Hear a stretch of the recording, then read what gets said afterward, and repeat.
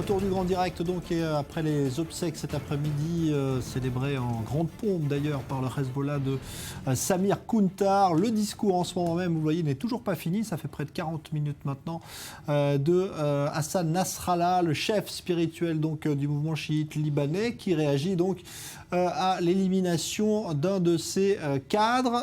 Il a accusé nommément Israël d'être responsable de ce qu'il appelle un assassinat et promet évidemment une riposte. Alors on va en parler avec nos deux experts. Bonsoir Yitzhak Levanon. Bonsoir. Ancien ambassadeur d'Israël en Égypte notamment. Vous connaissez bien évidemment le monde arabe. Bonsoir Ali Waked, qui est notre expert pour le monde arabe et musulman. D'abord Ali Waked, il n'y a pas d'annonce, on va dire, spectaculaire dans ce discours de Nasrallah jusqu'à présent. Peut-être qu'il en réserve une pour la fin, mais pour l'instant, c'est assez, on va dire, convenu. C'est assez convenu. Nasrallah a dit deux choses essentielles. Un, que pour nous, même si l'ennemi israélien n'a pas réclamé la responsabilité de cette liquidation, de cet assassinat, pour nous, Israël est le responsable de l'élimination de Samir Kountar et que Hezbollah garde le droit de retalier au moment et à l'endroit qui verra convenable. Hassan Nasrallah n'a pas paru dans sa meilleure taille dans ce discours. Il paraît que la crise est libanaise, constitutionnelle, politique au Liban, mais surtout la crise militaire qui rend le champ de manœuvre de Hezbollah beaucoup plus limité, a des effets non pas seulement sur la façon et le rythme de la retaliation du Hezbollah, mais aussi sur le discours du chef de l'organisation libanaise. Vous l'avez trouvé moins en forme que d'habitude, Yitzhak Levanon, vous aussi? Oui, carrément. Je crois que c'est une personne qui parle, et il est en détresse, en détresse politique. Regardez, ces soldats qui sont en Syrie ne sont pas vainqueurs. Et au contraire, ils retournent dans des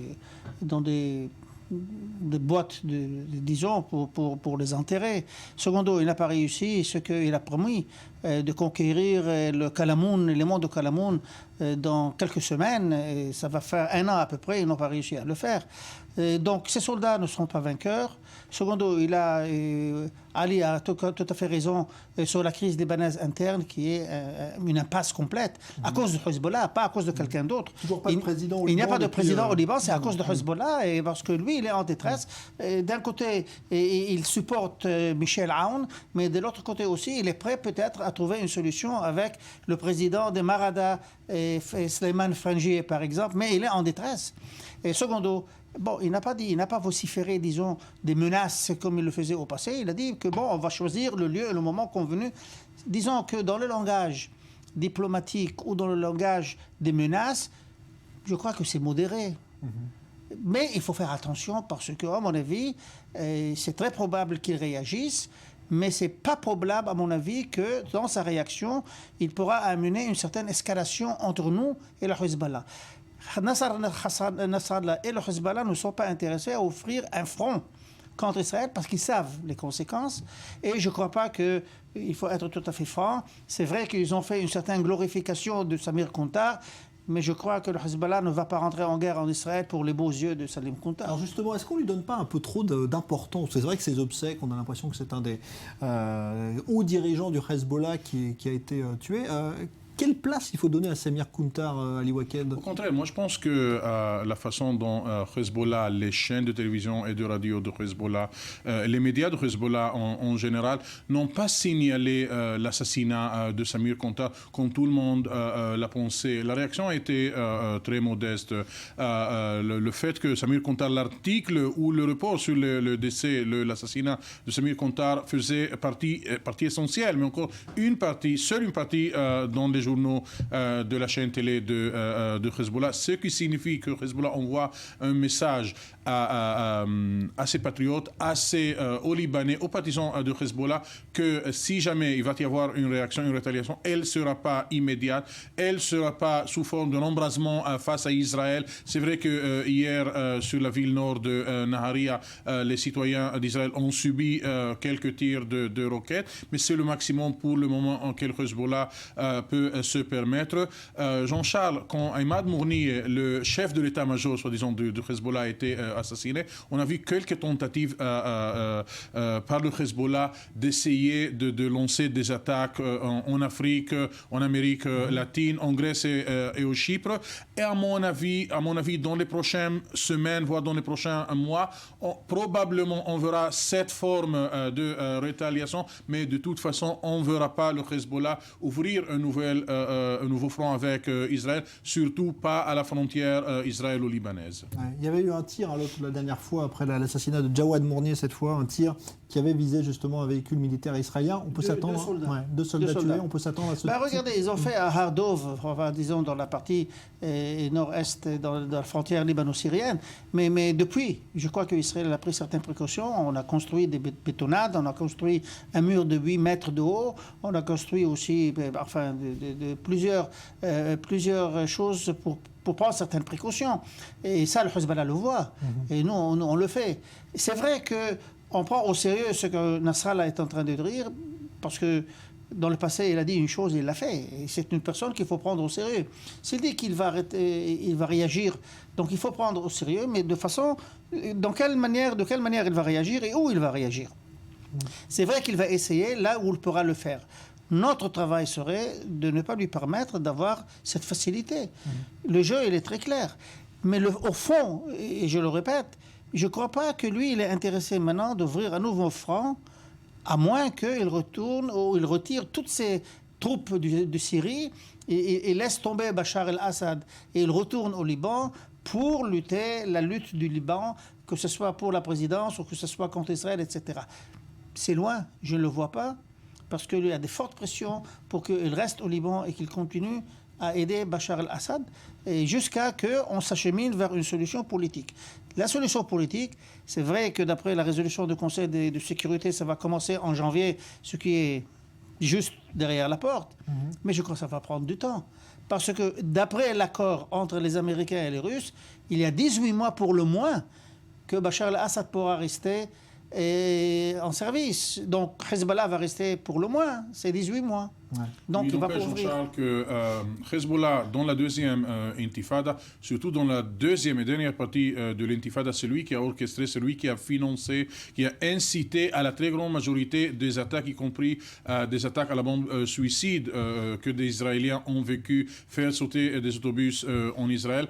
Quand on parle avec des sources de sécurité palestiniennes et sources de sécurité israéliennes peuvent le confirmer, le Hezbollah a été très actif ces derniers mois en essayant de recruter à nouveau des Palestiniens qui seront prêts à lancer des attaques. Le passage aux armes à feu qu'on voit récemment en Cisjordanie, il est dû essentiellement aux efforts et aux paiements versés par le Hezbollah à des anciens militants du Fatah pour qu'ils n'obéissent pas à la ligne officielle de la direction du Fatah et de l'OLP, voire mener une intifada populaire, une intifada de pierre, de démonstrations, etc. Mais passer à l'arme à feu, et on a vu quelques incidents, plutôt de plus en plus des incidents à l'arme à feu récemment en Cisjordanie. À mon avis, le Hezbollah va intensifier ses tentatives de recruter des Palestiniens en Cisjordanie pour qu'ils mènent des attaques contre Israël et en Cisjordanie et à l'intérieur d'Israël.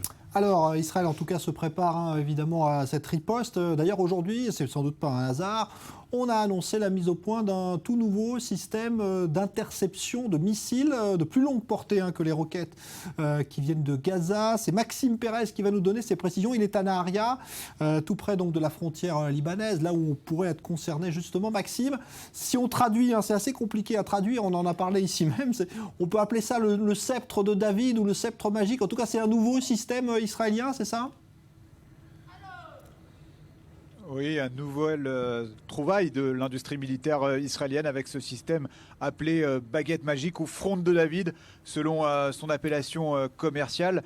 Eh bien, c'est un système qui est destiné à intercepter à la manière du système Dôme de fer des roquettes et des missiles de moyenne portée d'une portée de 70 à 240 km. Vous le savez, dans l'arsenal du Hezbollah, dans cet arsenal gigantesque de 150 missiles, on dit que la milice chiite cacherait près de 5000 missiles de croisière capables d'atteindre Tel Aviv jusqu'au sud du pays, notamment la station balnéaire d'Elat. Et bien ce système baguette magique est conçu pour intercepter ces roquettes qui sont beaucoup plus lourdes, qui volent à beaucoup plus haute altitude et qui donc offrent à Israël une nouvelle arme à son bouclier antimissile qui se compose déjà du système Dôme de fer que l'on l'a vu plusieurs fois à l'épreuve dans la bande de Gaza, et également le système Retz qui est conçu pour contrer les missiles balistiques, notamment de l'Iran, et les missiles Scud syriens éventuellement. Alors ce système baguette magique, il devrait être opérationnel dans les prochains mois, puisqu'il a passé aujourd'hui les derniers tests qui permettent désormais de valider son déploiement par l'armée de l'air israélienne. Maxime, un dernier mot. Activité militaire ou pas dans la zone où vous vous trouvez ce soir, plus importante que d'habitude ?